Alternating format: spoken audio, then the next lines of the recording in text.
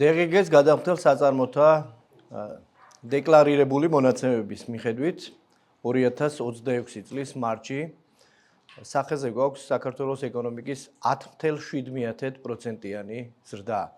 შესაბამისად 2026 წლის პირველი კვარტლის რეალური ზრდის საშუალო მაჩვენებელი გახლავთ 9.1%. საანგარიშო პერიოდში DGG-ს გადამხდელ საწარმოთა ბრუნვის მოცულობა დაახლოებით 13.4%-ით გაიზარდა და 15 მილიარდ 600 მილიონ ლარს მიუახლოვდა. წინა წლის შესაბამის პერიოდთან შედარებით ზრდის მიმართულებით მნიშვნელოვანი წვლილი შეიტანეს შემდეგმა დარგებმა. ეს გახლავთ უპირველეს ყოვლისა დამამუშავებელი მრეწველობა, ინფორმაციისა და კომუნიკაციის სექტორი, პროფესიული სამეცნიერო და ტექნიკური საქმიანობები, სამთო-მოპოვებითი მრეწველობა, მშენებლობა, ტრანსპორტი და დასაწყობება. მიუხედავად ამისა, მცირე კლება დაფიქსირდა ორ სექტორში, ეს გახლავთ სასტუმროებისა და რესტორნების სექტორი, ასევე ადმინისტრაციული და დამხმარე მომსახურების საქმიანობების სექტორი. აქ შედის ტურისტული სააგენტოები, აქ შედის ავტომობილების და დანადგარების იჯარა, აქ შედის დასაქმების სააგენტოები და დაცვის სამსახურები. საგარეო ვაჭრობის მონაცემებზეც ვიტყვი რამდენიმე სიტყვას. 2026 წლის მარტში საქონლის ექსპორტი წინა წლის შესაბამის პერიოდთან შედარებით გაზრდილია 24%-ით, იმპორტი გაიზარდა 4.7%-ით, ახალი საწარმოების რეგისტრაციის მხრივ მარტში დარეგისტრირდა დაახლოებით 6,400-მდე ახალი საწარმო და აღნიშნული მაჩვენებელი 2.3%-ით აღემატება წინა წლის შესაბამისი პერიოდის მონაცემებს და ძირითადად იმ მეწარმეების რეგისტრაციაზე მოდის. რაც შეეხება მიზეზებს დარგობრივ ჭრილში.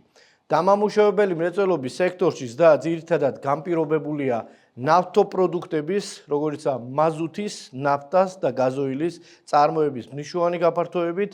აღსანიშნავია, რომ 2026 წლის მარტში წინა წლის შესაბამის პერიოდთან შედარებით ამ სახის ნავთობპროდუქტების ექსპორტი დაახლოებით 10-ჯერ გაიზარდა, ძირითადად თურქეთის, მოროკოს, ჩინეთის და ტოგოს მიმართულებით.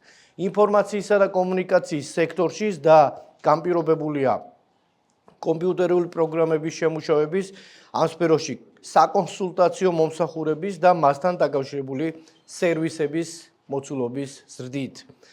პროფესიული, სამეცნიერო და ტექნიკური საქმიანობის სექტორის და ძირითადად განპირობებული იყო ბიზნეს კონსულტირების, მართვის საკითხებზე მომსახურების, ასევე სარეკლამო სააგენტოების და საინჟინრო და ტექნიკური საკონსულტაციო მომსახურების გაფართოებით. სამთო-მოპოვებითი მრეწველობის სექტორში ზრდის გამოწვევ მიზეზად გვევლინება ფერადი ლითონის მადნების მოპოვება. მშენებლობის სექტორში ძირითადად დაკავშირებული იყო როგორც საცხოვრებელი, ისე არასაცხოვრებელი შენობანაგებობების მშენებლობასთან, ასევე ჩვენ უკვე გავასაჯაროეთ ინფორმაცია პირველი კვარტლის მონაცემების მშენებლობაზე გაცემული ნებართვების და ექსპლუატაციაში მიღებული ობიექტების შესახებ, რომლის მიხედვითაც დაახლოებით 4.8%-ით გაიზარდა მშენებლობაზე გაცემული ნებართვები, დაახლოებით 2%-ით არის შემცირებული ექსპლუატაციაში მიღებული ობიექტების რაოდენობა, თუმცა ისიც აღსანიშნავია, რომ შესაბამის ფართობი გაზრდილია პირიქით 9.5%-ით. ტრანსპორტის და დასაწყობების სექტორში და ძირითადად საჰაერო ტრანსპორტის ფუნქციონირებასთან იყო დაკავშირებული, აღსანიშნავია როგორც სამგზავრო, ისე ტვირთის გადაზიდვის მიმართულება და შესაბამისად საგარეო ვაჭრობაში მიმდინარე მოვლენების პარალელურად გაიზარდა ტვირთის სატრანსპორტო დამუშავების და დასაწყობების მაჩვენებელი. რაც შეეხება კლების ტენდენციებს, ადმინისტრაციული და დამხმარე მომსახურების სექტორში მცირე კლება დაფიქსირდა, რაც ძირითადად ტურისტული სააგენტოების მომსახურების მოცულობის შემცირებასთან არის დაკავშირებული.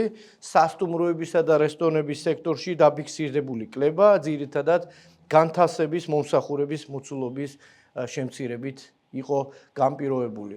ასევე ცნობილია თქვენთვის საზღვრის კვეთის მონაცემებით 2026 წლის პირველ კვარტალში საერთაშორისო ვიზიტორების მიერ განხორციელებული ვიზიტების რაოდენობა შემცირდა უმნიშვნელოდ მართალია 0.2%-ით. ეს ძირითადად ერთდღიან ერთჯერად ასე ვთქვათ ვიზიტების ხარჯია, თუმცა ტურისტული ვიზიტების რაოდენობა პირიქით გაზრდილია 4%-ით საანგარიშო პერიოდში წინა წლის შესაბამის პერიოდთან შედარებით.